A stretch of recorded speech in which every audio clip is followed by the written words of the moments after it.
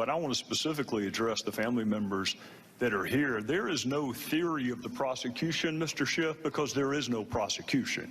There's a very big difference between a prosecution where you already have reached a conclusion and you're just trying to prove it to people. This is an investigation, which is why it's so sad that nowhere in that stack that you just put up there, where the emails of Secretary Clinton, the emails of the ambassador, 50,000 pages worth of documents, eyewitnesses, that's the real tragedy.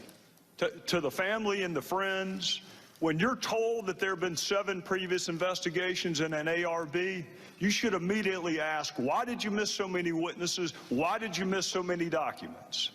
This is not a prosecution, Mr. Schiff. You and I are both familiar with them. I've reached no conclusions, and I would advise you to not reach any conclusions either until we reach the end. There are 20 more witnesses. So I'll agree not to reach any conclusions if you'll do the same. With that, Madam Secretary, regardless of where he ranked in the order of advisors, it is undisputed that a significant number of your emails were to or from a Sidney Blumenthal. Now, he did not work for the State Department. He didn't work for the U.S. government at all. He wanted to work for the State Department, but the White House said no to him. Do you recall who specifically at the White House rejected Sidney Blumenthal? No, I do not. After he was turned down for a job at the State Department by the White House, he went to work where? I think he had a number of consulting contracts with different entities. Well, if he had a number of them, do you recall any of them? I know that he did some work for my husband. Well, he worked for the Clinton Foundation. That's correct. Okay. He worked for Media Matters. I'm sure he did. He worked for Correct the Record. I'm sure he did. When you were asked about Sidney Blumenthal, you said he was an old friend who sent you unsolicited emails, which you passed on in some instances because you wanted to hear from people outside what you called the bubble. We will ignore for a second whether or not Sidney Blumenthal is outside the bubble, but I do want to ask you about a couple of those other comments, because what you left out was that he was an old friend who knew absolutely nothing about Libya, was critical of President Obama and others that you work with, loved to send you political and image advice, had business interests in Libya, which he not only alerted you to, but solicited your help for. And you often forwarded his emails, but usually only after you redacted out any identifiers so nobody knew where the information was coming from. What does the word unsolicited mean to you? It means that I did not ask him to send me the information that he sent me, and as I have previously stated, some of it I found interesting, some of it I did not, some of it I forwarded, some of it I did not. I did not know anything about any business interests. I thought that just as I said previously, newspaper articles, journalists, of which he is one, a former journalist, had some interesting insights. And so we took them on board and evaluated them, and some were helpful and others were not. We're going to get to all the points you just made, but I want to start with your public comment that these emails were unsolicited.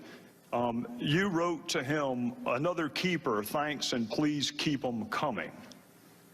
Greetings from Kabul and thanks for keeping this stuff coming. Any other info about it? Question mark. What are you hearing now? Question mark. Got it. We'll follow up tomorrow. Anything else to convey? Question mark." Now, that one is interesting because that was the very email where Mr. Blumenthal was asking you to intervene on behalf of a business deal that he was pursuing in Libya. What did you mean by what are you hearing now? I have no idea, Congressman.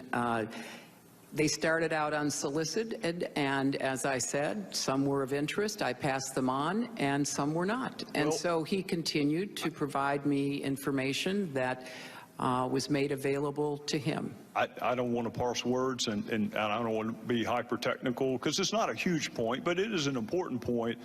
You didn't say they started off unsolicited. You said they were. You said they were unsolicited. Well, they were unsolicited, but obviously I did respond to some of them. Well, and I'm sure that encouraged him. Anything else to convey? What are you hearing now? I'm going to Paris tomorrow night. We'll meet with TNC leaders, so this and additional info useful. Still don't have electricity or BlackBerry coverage post-Irene, so I've had to resort to my new iPad. Let me know if you received this. We'll talk about the new iPad in a little bit. Here's another one. This report is in part a response to your questions. That's an email from him to you. This report is in part a response to your questions. There'll be further information in the next day. If you're the one asking him for information, how does that square with the definition of unsolicited? I said it began that way, Mr. Chairman, and I will add that both Chris Stevens and Gene Kretz found some of the information interesting, far more than I could, because they knew some of the characters who were being mentioned, and they were the ones, the kind of persons with the expertise that I asked to evaluate to see whether there was any useful information. We're going to get to that in a second. Now, before you give Mr. Blumenthal too much credit, you agree he didn't write a single one of those cables or memos he sent you. I'm sorry, what? He didn't write a single one of those cables or memos. I don't know who wrote them. He's the one who sent them to me. Would you be surprised to know not a single one of those was from him? I don't know where he got the information that he was sending to me. Did you ask? You're sending me very specific, detailed intelligence. What is your source? That seems to me like a pretty good question. I did learn later that he was talking to or sharing information from former American intelligence officials. By the name of? Who wrote those cables? I don't recall. I don't know, Mr. Chairman. You had his information passed on to others, but at least on one occasion you asked Ms. Abedin, can you print without any identifiers? Why would you want his name removed? Because I thought that it would be more important to just look at the substance and to make a determination as to whether or not there was anything to it. Well, don't people have a right to know the source of the information so they can determine credibility? But he wasn't, as you just said, the source of the information. But you didn't know that, Madam Secretary, and that's what you just said. No, Mr. Chairman. I knew that he didn't have the sources to provide that information. I knew he was getting it from somewhere else. He knew a lot of journalists, he knew others in Washington. It could have been a variety of people. Well, if you're going to determine credibility, don't you want to know the source? Well, it wasn't credibility so much as trying to follow the threads that were mentioned about individuals. And as I already stated, some of it was useful and some of it was not. Well, did the president know that Mr. Blumenthal was advising you?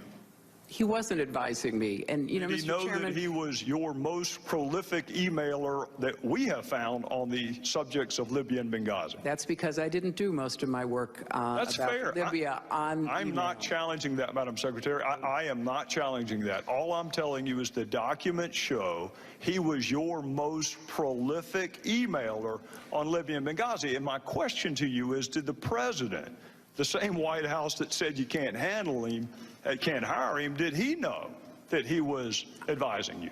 He was not advising me, and I have no reason to have ever mentioned that or know that the president knew that. All right, I want to draw your attention to an email about Libya from Mr. Blumenthal to you, dated April 2011. It will be Exhibit 67. And this is informative. Should we pass on, and in parentheticals, unidentified to the White House? If you were going to pass something on to the White House, why would you take off the identifiers?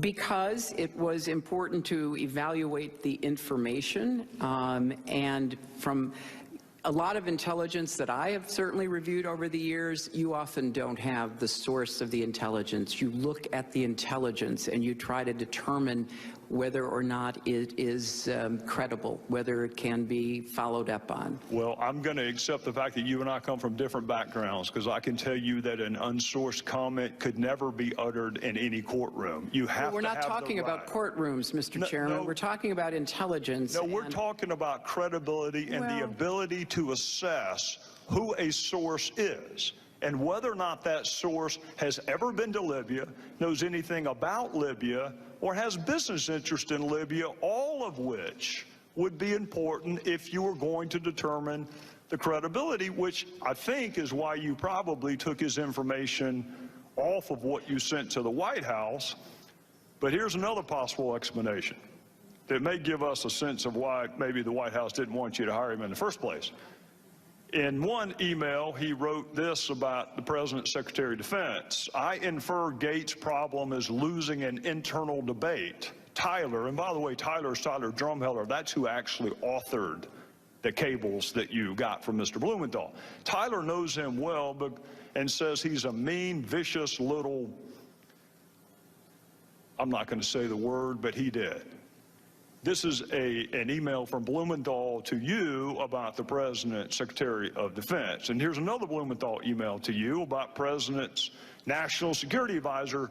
Frankly, Tom Donilon's babbling rhetoric about narratives on a phone briefing of reporters on March the 10th has inspired derision among serious foreign policy analysts, both here and abroad. And here's another one from what you say is your old friend Sidney Blumenthal. This is a quote from him.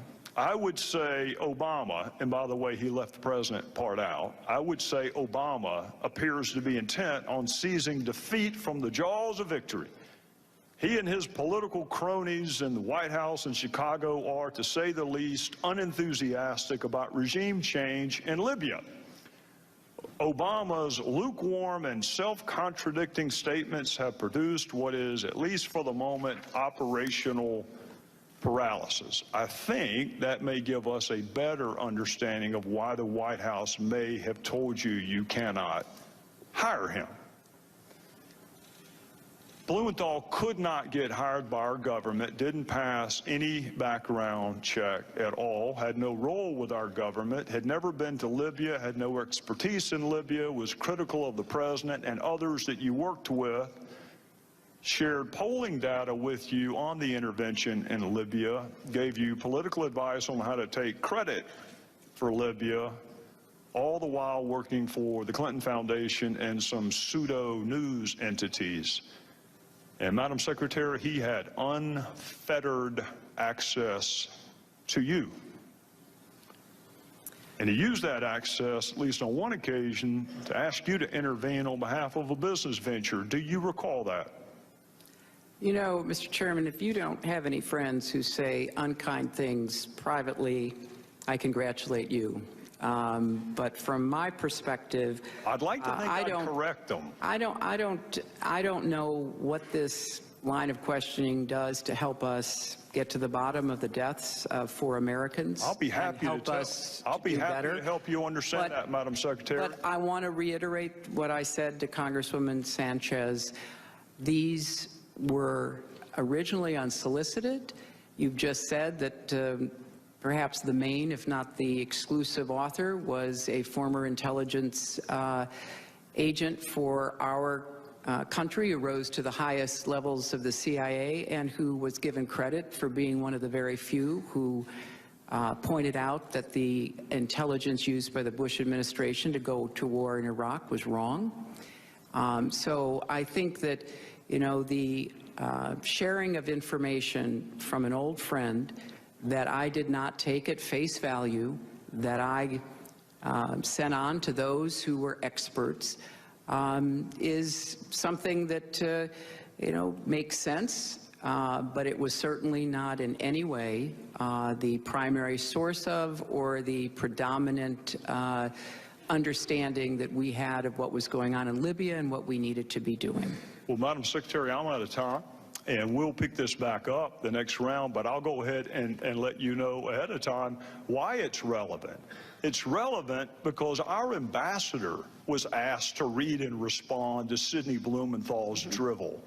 It was sent to him to read and react to. In some instances, on the very same day he was asking for security. So I think it is eminently fair to ask.